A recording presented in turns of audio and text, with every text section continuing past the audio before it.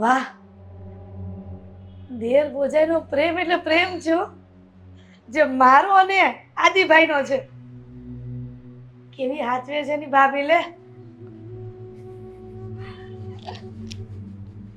હે લે, અરે વાહ વાહ, આ રંગમાં ભંગ પડાવે છે. આમ જો ટીવીમાં દેર ભોજાઈનો પ્રેમ બતાવે છે જેવો મારો અને આદિભાઈનો છે ને એવો. બસ હવે ચૂપ કર તું આ બધી વાત. તને કઈ ભાન પડે છે કે નહીં? કેટલો ચડાયો છે તે અને હવે આજ તો મને સમાચાર મળ્યા છે કે તારો લાડકો દિયર અને મારો ડોબો દારૂના રવાડે પણ ચડી ગયો છે. તાની આરે આટલા બધા ગરમ થઈને કેમ આવ્યા છો? એ માથા પર બરફની પાટ મૂકી નવાય. ના ના, હું એમ કહું છું કે તમને ખબર પડી ગઈ છે કે તમારો ડોવો એટલે કે મારો દિયર આ દારૂના રવાડે ચડી ગયો છે. તો ભલે ને ચડી ગયો, આ આજકાલના છોકરાઓની ફેશન છે. ઈ તો તને કઈ ભાન પડે છે કે નહીં? આમાં અક્કલ બુદ્ધિ આપી છે એનો ઉપયોગ કરતા આવડે છે તને? માણસ હોય કે ખબર પડે કે આપણો દિયર, આપણો દીકરો કે કોઈ આપણા સગાવાલા જે આપણા નજદીક હોય છે એને આપણે કહેવાનું હોય કે ખરાબ વ્યસન ન કરવાના હોય. અને તું તો અત્યારે કઈ ફેશન છે. આ બુદ્ધિનું પ્રદર્શન તારું બંધ કર ને તો બહુ સારી વાત છે. બુદ્ધિનું પ્રદર્શન તમે કરી રહ્યા છો. તમને એવું છે કે તમે અત્યાર સુધી મહેનત જે કરી છે ને એ તમારો ભાઈ પણ કરે, પણ અત્યારે ઉંમર નથી ને એટલી બધી મહેનત કરવાની. શું ઉંમર નથી? લગ્ન થઈ ગયા છે. હવે કાલ સવારે છોકરા નાના થશે અને હજુ આ દારૂના રવાડે ચડ્યો છે. હા, એનો સાળો છે ને એની સંગતના જ અસર છે આ બધું. લે, એના શાળાને અને બનેવીને આ સંગતમાં હું લેવા દેવા છે? હવે થોડોક પી લીધો કોઈક વાર તો હું થઈ ગયું? આ તારામાં અક્કલ જેવી છાટ છે કે નહીં મને ખબર નથી પડતી. આ થોડો દારૂ પી લો, અરે એ કાંઈ ચરણામાં જ નથી પીતો કે નથી કાંઈ ગંગાજળ પીતો. એ કહે છે કે જરાક પી લીધો એમાં શું? આ છે ને આ તેજ ચડાયો છે ને એનું કારણ તું જ છો એની પાછળનો. પણ તું યાદ રાખજે કે જે દિવસે મોટો બખેડો કરશે ને આ ઘરની અંદર તકલીફ ઊભી થશે ને એની જવાબદાર તું જ હશે. એટલું યાદ રાખી લેજે. મને મારા દિયરની ખબર છે. એ ભલે દારૂ પીતો થઈ ગયો પણ ક્યારેય જીવનમાં તકલીફ નહીં આવે. તમે ખોટી મને ઘસકાવો છો. મારા દિયર પર તમને એક નજર પડી ગઈ છે. વારંવાર એને રોકટોક કર્યા કરો છો. મને તો એ જ સમજાતું નથી કે આ દારૂ પીવે છે ને તું એટલી વાત સહજતાથી લે છે. વાત જ મને સમજાતી નથી કે માણસ દારૂ પીવે, કામ ધંધો નથી કરવો, રખડપટ્ટી કરવી છે, એને પોતાની મન મોજીલી જે વાત હોય એ જ કરવું છે અને હવે દારૂના પણ રવાડે ચડી ગયો છે. અને આ વાત તને સહેજ લાગે છે? ખૂબ ચિંતાનો વિષય છે. એટલું યાદ રાખી લેજે તું. કઈ ચિંતા નહીં, કઈ નહીં થાય. અને આ ઘરે ઘરે બધા દારૂ પીવે જ છે. આ કોઈના ભાઈ આવી ટોકતા નહીં હોય. વાહ, ઘરે ઘરે દારૂ પીવે છે એટલે તો આ મોડર્ન યુગની અંદર બધાને ખૂબ સારું લાગતું હશે કે દારૂ પીવે એ સહજ વાત છે. પણ શરૂઆતમાં દારૂ પીવે ને એ ફક્ત ફેશન હોય છે અને પછી ધીરે ધીરે એ આદત બની જતી હોય છે ને તેને છોડવી તકલીફ પડી જતી હોય છે. અને તે ઘણા બધા એવા ઘર જોયા છે જે દારૂના રવાડે ચડી ગયેલાના બરબાદ થઈ ગયા છે ઘર. બસ હવે હું તમે લેક્ચર આપવા માંડ્યા છો. તમને એવું છે ને કે રવાડે ચડી ગયો છે ને ભવિષ્યમાં કઈ તકલીફ પડશે? હું સમજાવી દઈશ. મારો દિયર મારી વાત બધી માની જાય. સમજાવી દે ને તો વધારે સારું છે. પછી હું જો એને સમજાવીશ અને એને તકલીફ પડશે ને એ પહેલા તું તારી રીતે સમજાવી દે ને તો બહુ સારી વાત છે. એટલું યાદ રાખજે. હું વારે વારે આવું લેક્ચર આપવા નહીં, પછી મારે કોઈ કઠોર નિર્ણય લેવો પડશે અને આ ઘરમાંથી કાઢી મૂકતા પણ મને વાર નહીં લાગે. એટલું યાદ રાખી લેજે તું. અરે તમે કયો છો ને તો હું સમજાવી દઈશ. ધર્મેશ, આ થોડા દિવસ ભલે ને પીતો. વાહ ભાઈ વાહ, થોડા દિવસ ભલે ને પીતો. અરે તને કેટલી વખત સમજાવું કે દારૂ સ્વાસ્થ્ય માટે હાનિકારક છે, દારૂ આપણા ઘર માટે પણ હાનિકારક છે. કાલ સવારે એ દારૂ પીધા પછી લથડિયા ખાતો ખાતો ઘરે આવશે, સમાજમાં ગામમાં વાતો થશે અને આપણી બદનામી થશે ને એ વાત અલગ છે.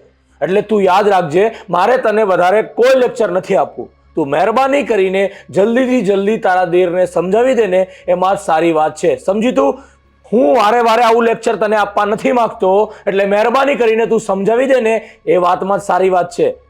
સમજી તું? ધર્મેશ પણ હદ કરે છે. કોઈ વાતમાં નથી સમજતા. એને એવું છે કે એણે જેટલી એની લાઈફમાં તકલીફ ભોગવી છે ને એટલી એનો ભાઈ પણ ભોગવે.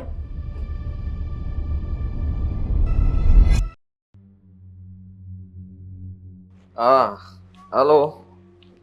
અરે બસ ઘરની બહાર જ નીકળું છું ભાઈ. હા આવું જ છું, વ્યવસ્થા થઈ ગઈ છે. એક જ મિનિટ, હા એક જ મિનિટ, અડચણ આવી છે. હા મોટા ભાઈ, હા શું રૂપિયા કેમ મારા હાથમાંથી લઈ લીધા? હવે આ પૈસાની તારે કોઈ જરૂર નથી. કેમ? હા કેવી વાત કરો છો તમે? નથી જરૂર એટલે? અરે આ રૂપિયા મારે આપવાના છે અને હા, આ રૂપિયા તારે આપવાના છે હું સમજી શકું છું. આ પૈસા તારે પેલા દારૂવાળાની દુકાને આપવાના છે, રાઈટ ને? હા શું બોલો છો તમે? દારૂ ને હું? કેવી વાત કરો છો મોટા ભાઈ? વાહ, સરસ, ખૂબ સરસ વાત કરી તે. હા, આ તારી આંખો નીચેના કાળા કુંડાળા, આ તારા પગ ઘણી વખત એકી બેકી રમતો હોય ને, એ બધું જ મેં જોયું છે ભાઈ. અને તારા કરતા મેં દિવાળી વધારે જોઈ છે. એટલે તું મને ન શીખવાડ કે દારૂ આ બધું શું છે. હું તારો મોટો ભાઈ છું. 12 કલાક હું ઓફિસમાં બેસું છું ને તો તારી પાછળ નજર પણ રાખી શકું છું, એટલું યાદ રાખજે તું. હા મોટા ભાઈ જુઓ, એ તો કાલે છે ને એક દોસ્તારની પાર્ટી હતી એટલા માટે વધારે થઈ તો ગયું. દોસ્તારની પાર્ટીની અંદર સોફ્ટ ડ્રિંક પણ પી શકાય, એવું જરૂરી નથી કે દારૂ જ પીવા જોઈએ, સમજો તું? સમજી શકું છું પણ આ બધું છે ને મીરાએ કર્યું છે. હા એમણે તમને ચડાવ્યા ને અને બધી વાત કરી એટલા માટે તમે આવું બોલો છો. વાહ. આ રૂપિયાની મારે જરૂર છે. આ રૂપિયા મારે એક ભાઈબંધ પાસેથી મેં ઉછીના લીધા હતા એને પાછા આપવાના છે. લાવો. 100%. આ પૈસા તારે તારા ભાઈબંધને જ આપવાના છે, પણ એ પૈસા ઉછીના તે આ દારૂવાળાને આપવા માટે જ લીધા હતા ને? કેમ કે તારે તો કોઈ કામ ધંધો નથી, બિઝનેસ નથી, કોઈ વસ્તુ ઘરે લાવવાની તારા માટે કોઈ ઉપાધિ પણ નથી, તો તારે પૈસાની એટલી બધી શું જરૂર પડે છે? અરે સમય થઈ ગયો છે મારો એટલે હા બિલકુલ. આ દિલની વાત જે છે ને આ મોઢા ઉપર આવી જ ગઈ. સમય થઈ ગયો છે તારો દારૂ પીવાનો, રાઈટ ને?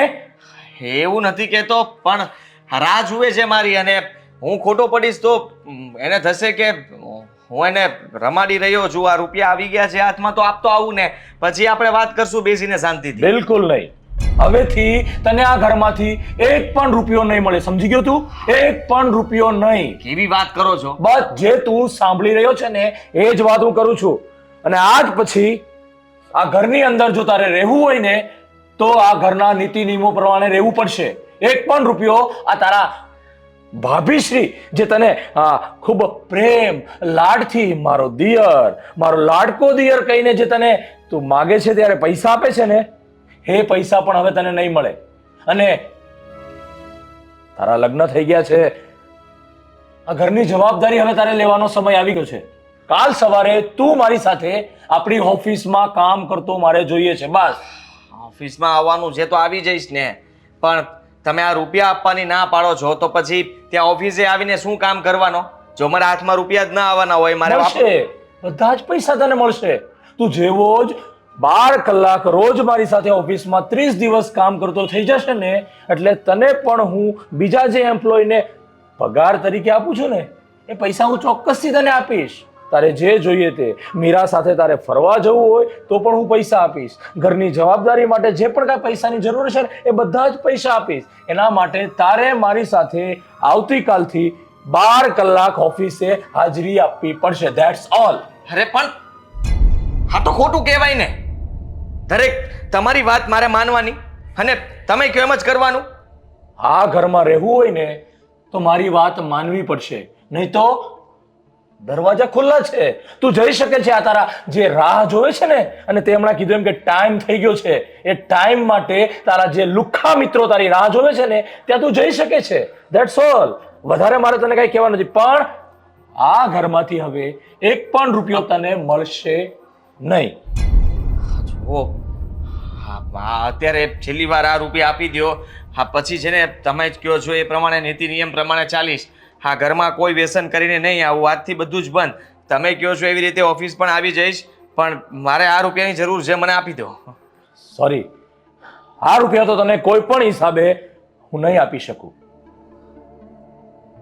મોટા ભાઈ